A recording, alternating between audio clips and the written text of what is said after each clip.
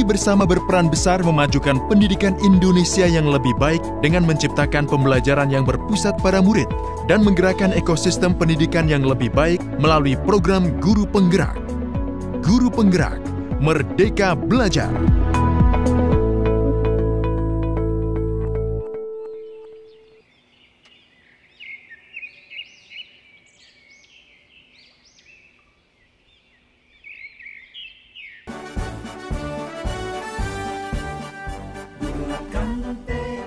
Kuatkan hati, negeri ini memanggilmu kawan.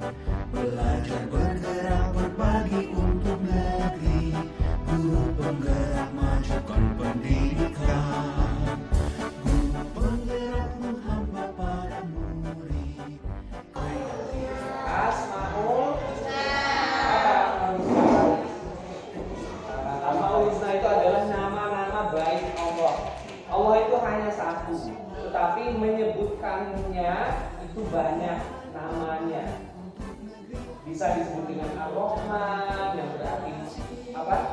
Maha Pengasih, Ar-Rahim, Maha Penyayang. Ataupun ada 3 nama ini.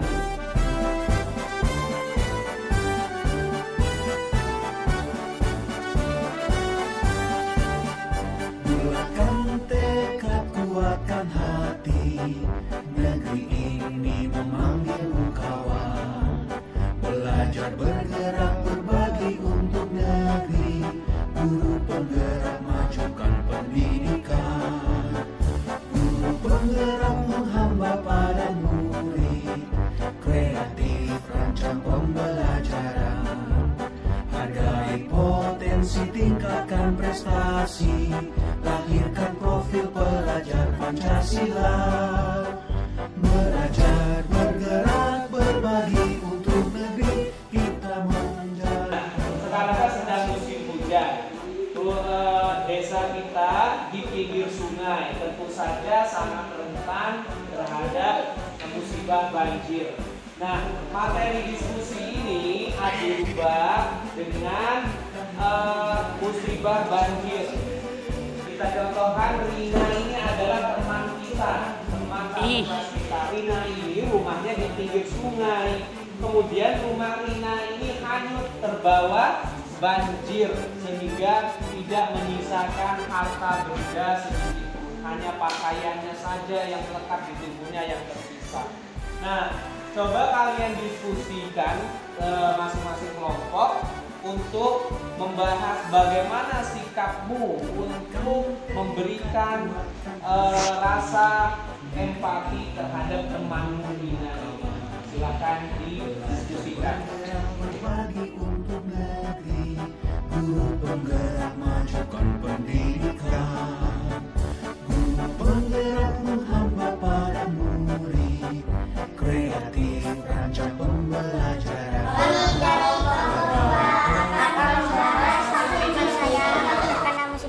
Saya akan memberi semangat, saya akan memberi sumbangan, saya akan memberi baju dan meyakinkan bahwa Allah Maha Menolong. Saya akan mengingatkan kepada teman saya bahwa Allah Tadi Maha Kuasa, Allah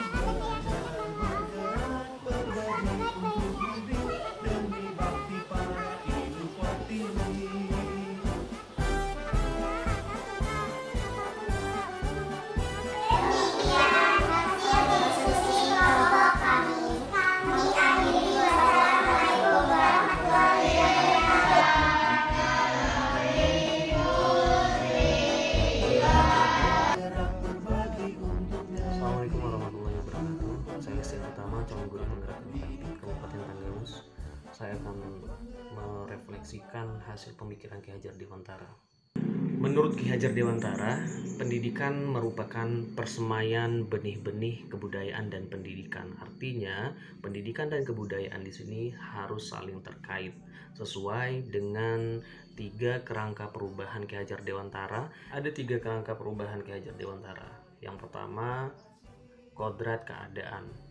Kodrat keadaan meliputi 1 kodrat alam, kodrat zaman, kodrat alam yang mana sesuai dengan letak geografis keadaan dalam lingkungan tersebut. kodrat zaman sesuai dengan tuntutan zaman pada masanya.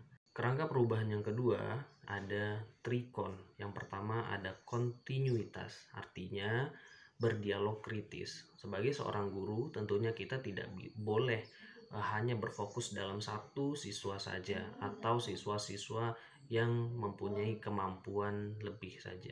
Tapi kita harus mempunyai dialog yang secara luas kepada seluruh siswa agar terjadinya komunikasi yang baik antara guru dan siswa. Ada kemudian konvergensi. Konvergensi di sini yang dimaksudkan adalah memanusiakan manusia atau dalam hal lain disebut dengan kemanusiaan. Artinya semua kita anggap sama, tidak ada yang kaya, miskin, pandai, kurang pandai, dan lain-lain. Artinya semua siswa mempunyai kemampuan yang sama. Ada konsentris, artinya menghargai keragaman.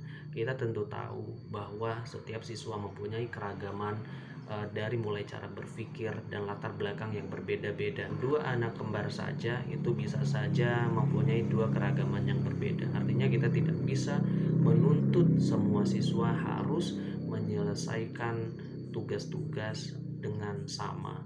Nah, kita ibaratkan ketika kita menyemai benih padi, jangan sampai kita mengharapkan yang tumbuh adalah jagung. Begitupun ketika kita menyemai jagung, kita tidak bisa mengharapkan yang tumbuh adalah padi. Yang ketiga ada budi pekerti. Di sini mempunyai dua makna, budi dan pekerti. Budi yang mana meliputi olah cipta, olah rasa, dan olah karya. Kemudian hasil dari budi tersebut maka akan menghasilkan pekerti, yaitu raga yang baik. Kemudian dari ketiga ini harus saling berkesinambungan. Dari simulasi pembelajaran yang saya lakukan tadi, saya memberikan salah satu contoh kasus yang ini tentang bencana atau banjir, yang mana di lingkungan sekolah kami berada di pinggiran sungai, jadi memungkinkan untuk siswa lebih bisa untuk mengolah atau menyimpulkan sebuah permasalahan atau memecahkan sebuah masalah. Di situ saya meminta kepada siswa untuk memecahkan masalah.